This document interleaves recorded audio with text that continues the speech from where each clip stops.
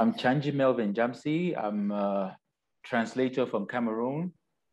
And I generally do commercial translations, legal. But most recently, I've been introduced to literary translation, and that's what I've been doing over the past months. I must admit, it's quite challenging and enriching. Okay, so this all began perhaps the journey into literary translation at the Bakwa workshop in 2019. Yeah. So how did you find that? So how is it different to your day job in commercial legal work? I think the first difference is with regards to the time span. I think I've been working on this translation now for over 1 year. And I think that's quite the difference. Oftentimes you have something that you work on for maybe 3 days, 1 week maximum, and you deliver. But here you find yourself having to deal with the same kind of material over a very long period of time. And equally to here, the quality demand, there's quite a lot of, you need to be concentrated all through. You need to have the same level of concentration from the first word, from the first page to the last page. Otherwise, you would find that there's going to be some discrepancies in tone and quality as you move up along. So I think so far, those are the two main differences that I've covered. And for Your Feet Will Lead You Where Your Heart Is, which was the anthology that came out of the workshop, you worked both collaboratively, and it was also a short story you were working on. So how is that process different to working on a novel? I think the fact that with the short story, I was co-translating. So at that point in time, somehow even the work becomes lighter. But here, everything falls to you. So with the short story, basically, we had like two minds put together. But here, you basically have to do all the work alone. You have to think in certain situations where you have to put yourself basically in character. You have to constantly put yourself in the shoes of these various characters, all the while being the same person. So I think here, this requires much more concentration, much more focus, because you know that at no point can you afford to lose concentration. Otherwise, whatever you produce is not going to be your best work. So we should at this stage perhaps introduce the novel it's written by. Would you like to do that and tell us a little bit about the novel itself? Yeah, I think Les jours viennent et passent. It's a novel written by France-based Cameroonian writer Hemley Boum. And I think it's a very riveting story of the interwoven lives of women and just how shifts in generation do not necessarily translate in a change in story in the fates of women. These women live through 3 different generations, but they basically have to grapple with the same challenges as if they're in the same world all through. So I think that's the very essence of the book. I think a question that's going to come up, I'm going to ask it now because it's the right place to ask it, is you're translating the stories of women. Yes. So how is that? Do you feel there's a unique female voice or unique female voices that need to be captured within the novel? And does it matter that you're not a woman yourself translating this? I think it's a very interesting question. It's really coming against the backdrop of the recent controversy with Amanda Gorman translating the poet laureate during the inauguration of Joe Biden. I think at some point, there are moments when I do feel a little bit conflicted, whether I am not an imposter of sorts, that why is it me, a man? Can I succinctly capture what women feel in certain situations? But I think too that against the backdrop of this very thought, it pushes me to not take any situation casual, especially when it has to do with things that only a woman supposedly experiences that are supposedly feminine at the base. It makes me push myself to make sure that I do as much research. I take a distance at every point and come back to make sure that I have fully or at my very best captured whatever could be considered the reserve or the preserve of women in a position. So I think it's a very strange thing, but I do my best to make sure at the end of the day, I do not betray whatever the author as a woman was trying to convey and whatever could be seen as a predominantly feminine experience. It's interesting because I have the same conflict, being somebody that's translated African literature, African poetry.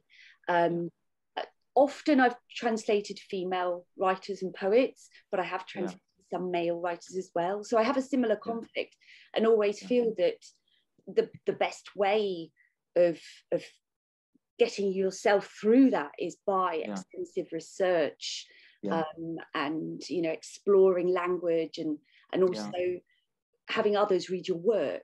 So have you had the chance to speak to the author, and have you also spoken to others? Have other people read your work and offered advice? Yeah, I think so far I have not yet had the privilege of reaching out to the author. And I think because even I didn't read the book before starting to translate, because I didn't want to preemptively start translating the book. So far, I think at the end, when I'm done with my current revision and proof reading, I think there are segments where I'll reach out to the author, and so that maybe she could enlighten me, so that I see whether the direction, the choice I've made are options which perfectly articulate her intended message. Yeah. Yeah, I work in a similar way again, and I was going to ask you about your processes and strategies, but when I've worked on books before, I have just thrown myself in and started writing.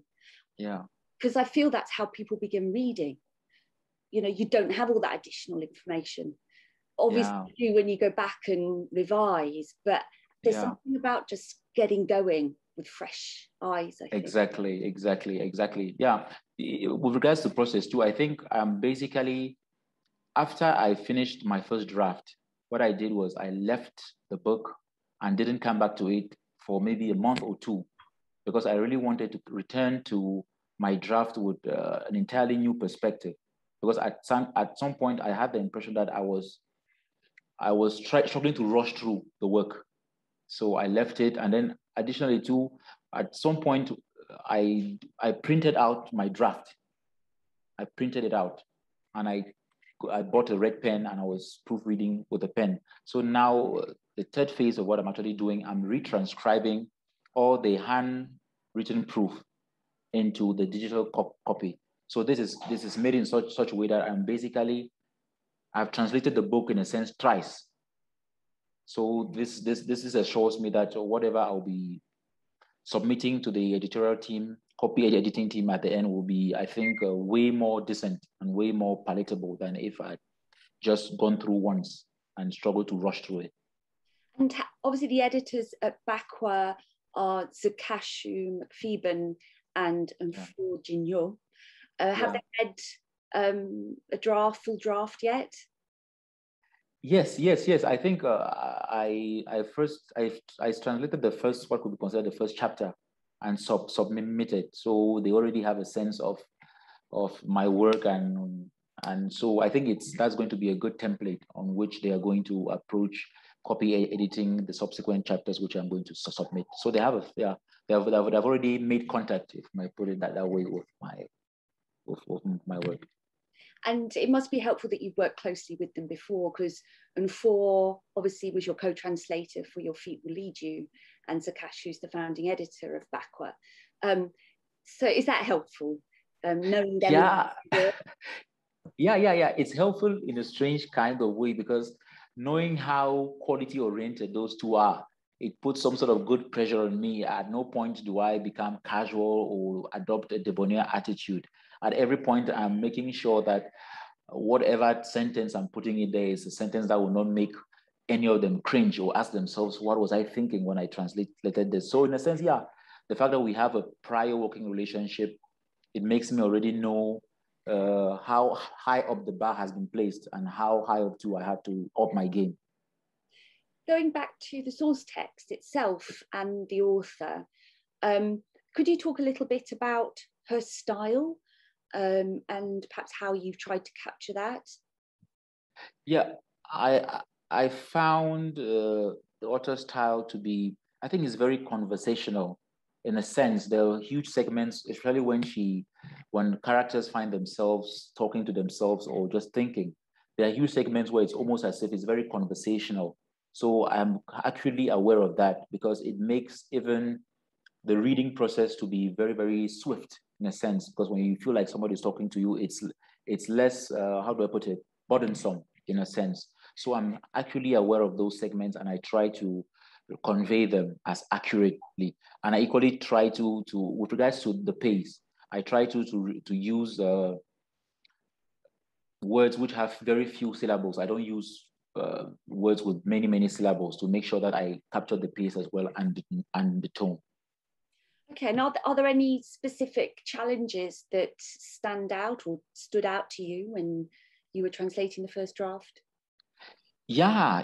I think one of the challenges, strange enough, coming from somebody who is a native of the home country described in the book, was translating some of the slang, what you can call cam franglais. I think one of the challenges I discovered was, you see, Cameroon has two official languages, French and English. And the strange thing is, for each of those official languages, you have what you could call parallel, how do I put it, creoles. For example, in French, you have what you call franc-anglais, and in English, you have pidgin English. So one of the challenges I've had so far is having to take a decision on how I would translate the franc-anglais segments, sentences, or exchanges into English. Do I translate them into English? And if I translate into English, isn't there going to be loss? Or do I use the Creole equivalent in English as pidgin English to translate those segments? So I think that's one, strange enough, it's been one of the challenges, because I've had to extensively research on that. And I think this has brought me to one key realization, that literary translation requires at some point the translator putting his or herself, becoming a decision maker. At some point, you take a decision, and in some sense, you're dictating the direction in which an entire community's consciousness or language is supposed to go. So that's one of the, strange enough, it's been one of the challenges I've faced. And what about other aspects of Cameroonian culture? Obviously, being from Cameroon yourself, have certain things stood out, and is it helpful that you're living in Cameroon right now and therefore have that deeper understanding? Yeah, indeed. I think one such instance is with a simple, there's a term, viennent. So it's something which it's from French, it's from the French areas, and that refers to fast food, Cameroonian fast food, which is a composite of basically three things. You have beignet, I don't know how you say it in English, it could be puff puff, or I don't, donuts. You have pap, and it's equally beans. So when it came to translating, I was faced with the challenge because my inquiry, the questions I asked people from the francophones, there were some people who think that the beigneteria is, for something to qualify as beigneteria, it must be a composite of these three things. You must have the donuts, the pap, and the beans. Whereas others said, no, if you have just the beans and the donuts, it's enough. So I think coming from Cameroon, where you have like a wide pool of people you can survey to be able to get a real sense, and the field resources, field information about them is very, very important, and has come in very handy. So what was your solution to that challenge? Have you found the perfect solution yet? I think so far I've made a decision. And I think since the copy editing team is still waiting, at the end of the day, we'll definitely make a choice which conveys accurately whatever the source text has. So we'll have to wait and see when the translation gets published by Backward to find out what your yeah, exactly. Solution will be.